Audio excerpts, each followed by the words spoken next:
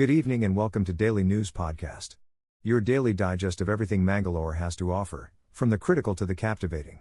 Join us as we delve into today's top stories. In Udupi, SDPI leader Riaz Kadambu has been sent to judicial custody for breaching bail terms in a hate speech case. Kadambu faced charges for delivering hate speeches and was granted bail on the condition of reporting to the Udupi City Police Station within 15 days. However, he failed to comply with the requirement, leading to his arrest and subsequent 14-day judicial custody. In a major development, Bharat Kumdel, a Bajrang Dal leader from Bantwal, surrendered before the Mangaluru District Court. He is a key accused in the murders of Ashraf Kalai and Abdul Rahiman. Bharat Kumdel had been on the run since the killing of Abdul Rahiman, leading to a warrant against him. SP Dr. Arun filed cases under the COCA against all accused in the Abdul Rahiman murder case. With pending warrants and fresh COCA charges against him, Bharat Kumdel decided to surrender before the court. This move is expected to shed light on the ongoing investigations and bring justice to the victims' families. In a startling development in the Puttur case, DNA test results have revealed that the accused youth, Shri Krishna J. Rao, is the biological father of the child born to a young woman he had allegedly deceived with a false promise of marriage. The accused, son of BJP leader P.G. Jagannath Rao, had been supported by activists and community leaders, including BJP leader Murali Krishna Hasantadka, who had assured the victim's family of a marriage settlement. However, after the DNA confirmation, these mediators have mysteriously disappeared, leaving the victim's family aggrieved.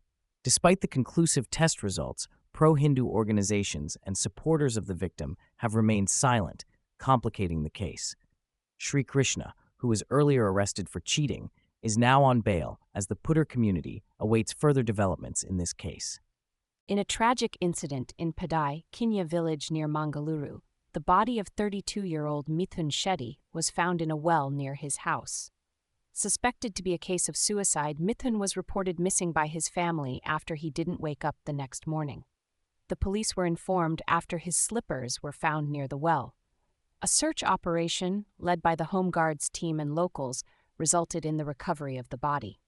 Mithun, who worked at a bakery in Mangaluru, is survived by his father, brother, and sister. The Ulal police have registered a case in this regard. Renowned swimmer and social worker Ishwar Malpe was also contacted for assistance, but locals had already found the body by the time he arrived.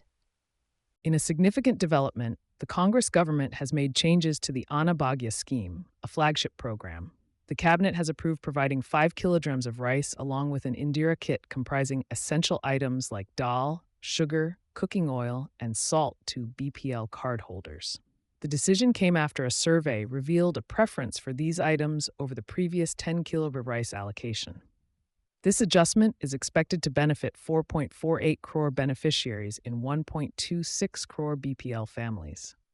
The move will result in savings of Rs 306.48 crore per month for the government. Additionally, the Cabinet also sanctioned funds for upgrading the state data center, enhancing cybersecurity measures, and acquiring the interoperable Criminal Justice System 2.0. Moreover, the tenure of the State Planning Commission has been extended, and plans are underway to establish 11 residential schools for the children of registered workers. In a sensational success story, the Kannada film Kantara Chapter 1 has created waves with its deep-rooted storytelling and cultural essence. Lead star and director Rishabh Shetty expressed gratitude for the overwhelming response from audiences, comparing it to a divine offering. The film, revolving around tribals of the Kantara forest in pre-colonial Karnataka, has already grossed over Rs 427.5 crore within days of its release. Known for exploring folklore and traditions, Shetty emphasized the film's historical significance and spiritual connection. With accolades pouring in from industry veterans and colleagues, Shetty credited the strong female characters in his films and stressed on the industry's resurgence. He highlighted the importance of showcasing women with strength and respect in his narratives, reflecting the societal ethos. As the Kannada film industry continues to shine, Shetty's multi-dimensional approach and thematic depth in storytelling have propelled him to new heights, resonating with audiences across Karnataka and beyond. In a major anti-narcotics drive in Udupi district, the Padubidre police destroyed a significant quantity of seized drugs, including ganja and MDMA, worth over 15 lakhs. The destruction, which took place at EMS Ayush Envirotech Padubidre, was carried out under the supervision of senior officials. The seized narcotics were from 10 different cases reported across various police stations in the district. The operation was executed as per court orders, with officials like District Police Superintendent Hariram Shankar and Assistant Superintendent of Police Dr. Harsha Priyamvada overseeing the process. While some cases have led to fines and ongoing investigations, others are awaiting court proceedings. This crackdown sends a strong message against drug trafficking in the region. In a significant development, the Karnataka State Kambala Association, headquartered in Udupi, has been granted official recognition by the State Sports Authority. This recognition paves the way for the association to oversee Kambala competitions and receive government funding. With Kambala now included in the state sports budget, it will have access to facilities on par with major sports disciplines.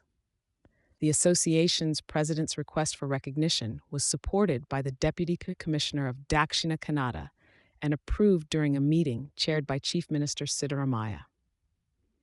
Led by President Devi Prasad Shetty, the association is geared up for organizing Kambala events in Dakshina Kannada and Udupi districts, maintaining the official Kambala calendar. This move not only promotes rural sports, but also acknowledges the cultural significance of Kambala. In a recent development, the anticipatory bail plea of activist Mahesh Shetty Timarodi in the illegal arms recovery case has been dismissed by Judge Basavaraju of Dakshina Kannada District and Sessions Court. Senior advocate Dinesh Hegde Ulapati had been representing Timarodi, while Judith Mascarenhas fought for the government. The court's decision came after a series of arguments, with the judge announcing the dismissal on October 9th. The case emerged when 2 swords and an air gun were found at Timarodi's residence during an ST search on September 16th. Despite the setback, Timarodi's legal team is determined to challenge the order. The possibility of arrest looms large, as the activist may now have to turn to the High Court for further legal recourse. Supporters of Mahesh Shetty Timarodi expressed disappointment over the court's ruling. Today in Mangaluru, BD workers from various unions staged a protest at the telephone BD depot in Kaikamba, demanding payment of pending minimum wages from 2018 to 2024 and the revised leave allowance for 2024. Over 500 women workers participated in the protest, which lasted nearly 3 hours. The workers alleged that employers did not implement the government's order to increase the minimum wage by 40 in 2018, and later in 2024, the revised order favored the employers, reducing the minimum wage. This led to ongoing disputes over pending wages. The unions have been intensifying their agitation with protests and depot blockades. Leaders including Vasantha Achari, B. Shekhar, and Munir Kadipala addressed the gathering. The protest was led by local union leaders Vasanthi Kupapadavu and Nonaya Gowda. In a distressing incident, a young man from Niti, Mangaluru, tragically took his own life after falling victim to a honey trap blackmail scheme. The deceased Abhishek, who worked as a biomedical technician at Lady Goshtan Government Hospital, left a suicide note implicating individuals named Nariksha, Rahul, Rakesh, and Taslim for mentally and physically tormenting him. The note detailed how they extorted money and issued threats of violence, prompting him to end his life in fear for his safety. The police are investigating the matter, and if the claims are verified, the accused could be prosecuted. This heartbreaking incident sheds light on the alarming rise of honey trap and extortion crimes, underscoring the need for stringent measures to combat such heinous acts in our society. In a major crackdown on drug trafficking, Bantwal police have arrested 2 individuals, Abdul Sadiq and Abdul Majid, for attempting to transport 8.79 kilograms of ganja on a bike.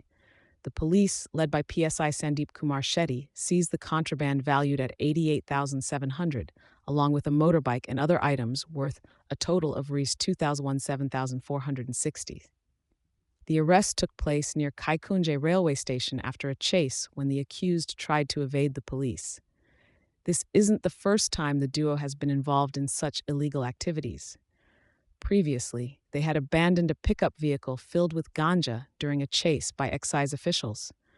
The accused have now been remanded to judicial custody following their appearance before the Bantwal court. Such swift actions by the police are crucial in curbing the spread of illegal substances in our society. Tragedy struck near Thakur Road in Jogeshwari East, Mumbai, as a cement block from an under-construction building claimed the life of 22-year-old Sanskriti Amin from Kinagoli, Mangaluru. Sanskriti, employed at a bank in Mumbai, was the only daughter of Anil and Padmavati Amin, owners of Kotian Caterers. On her way to work, a cement block fell on her head just meters away from her home, causing fatal injuries. Despite her father's efforts to rush her to a nearby hospital, she was pronounced dead upon arrival. The building Shivkunj, constructed by Shraddha Life developers, had previously faced complaints of safety concerns from locals. The lack of safety measures during construction has raised questions about the negligence of the builders in ensuring the well-being of the residents. In a surprising turn of events, the Norwegian Nobel Committee announced Maria Corina Machado as the Nobel Peace Prize winner for her efforts in promoting democratic rights in Venezuela. This decision came as a blow to Donald Trump, who had been vocal about his deserving the prestigious award for his alleged role in stopping global conflicts. Despite Trump's claims, experts doubted his chances due to the lack of sustainable peace efforts. The White House had campaigned vigorously for Trump, touting him as the peace president, but the committee's decision disregarded his aspirations.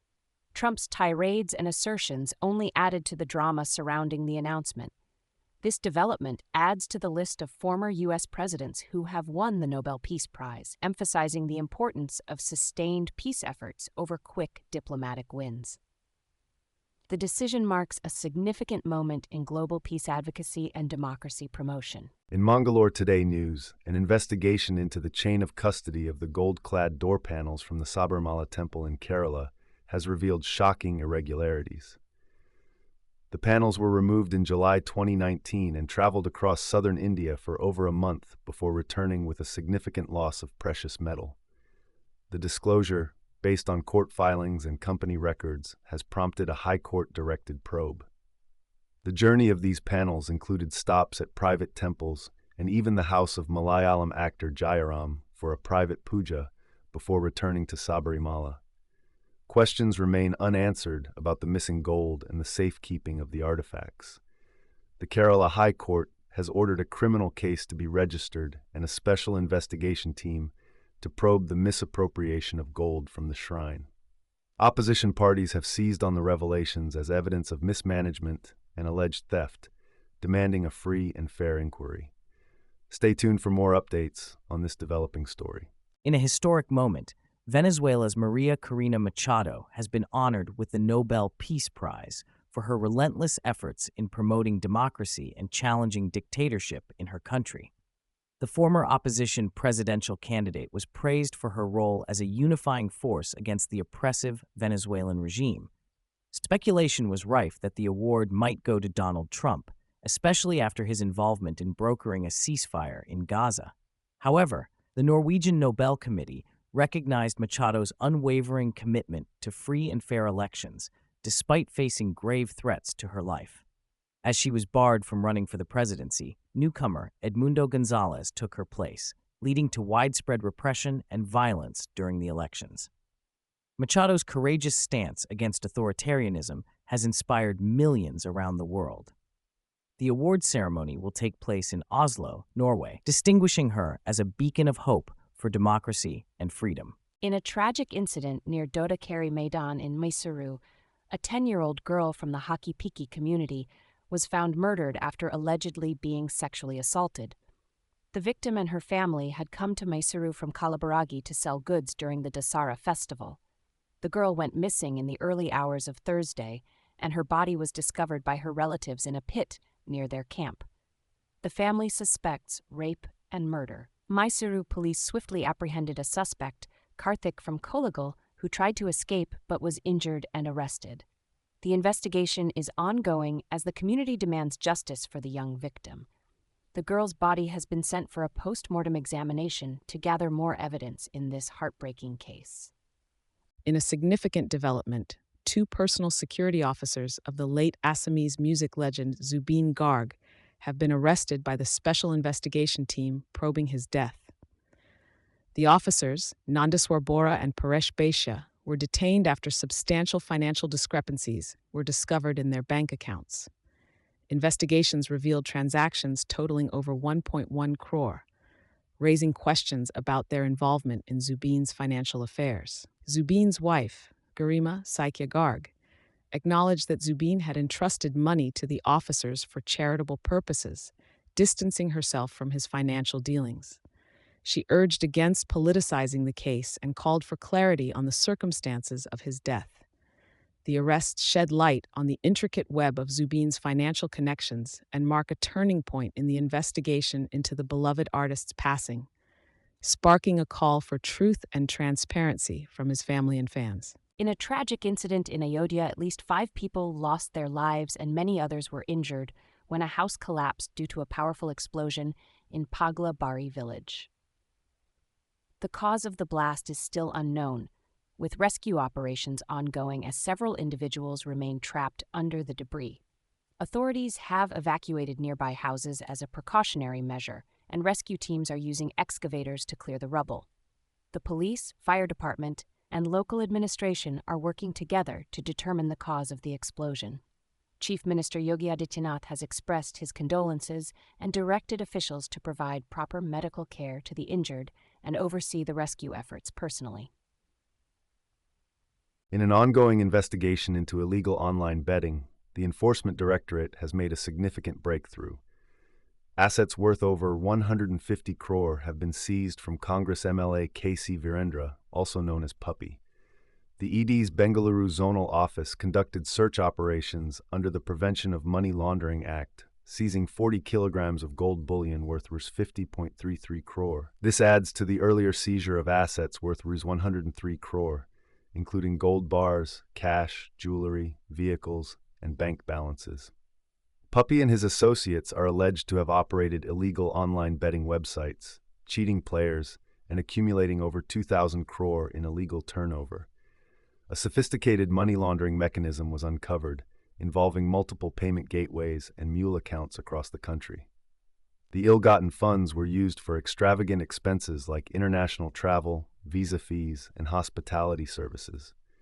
The ED is continuing its investigations into this sprawling network of financial crime. In a tragic event today, a massive earthquake measuring 7.6 on the Richter scale struck offshore in the southern part of the Philippines. The quake's epicenter was reported off the coast of Manay Town in Davao Oriental, Mindanao region with a depth of 10 kilometers. Several countries, including the Philippines and Indonesia, have issued tsunami warnings, urging residents in coastal areas to evacuate to higher grounds immediately. The U.S. tsunami warning system has also raised concerns about possible hazardous waves within a 300 kilometers radius of the epicenter. Reports indicate that buildings have been damaged and people in the affected areas are in a state of panic. The Philippines, located on the Pacific Ring of Fire, experiences numerous earthquakes each year. Our hearts go out to all those affected by this natural calamity, and we urge everyone to stay safe and follow the instructions of local authorities. We're grateful for your time and attention on today's news podcast. For a deeper dive into today's topics, our website mangaloretoday.com has you covered. And if you haven't yet, subscribing to our channel is the best way to stay updated. Thank you, and see you next time.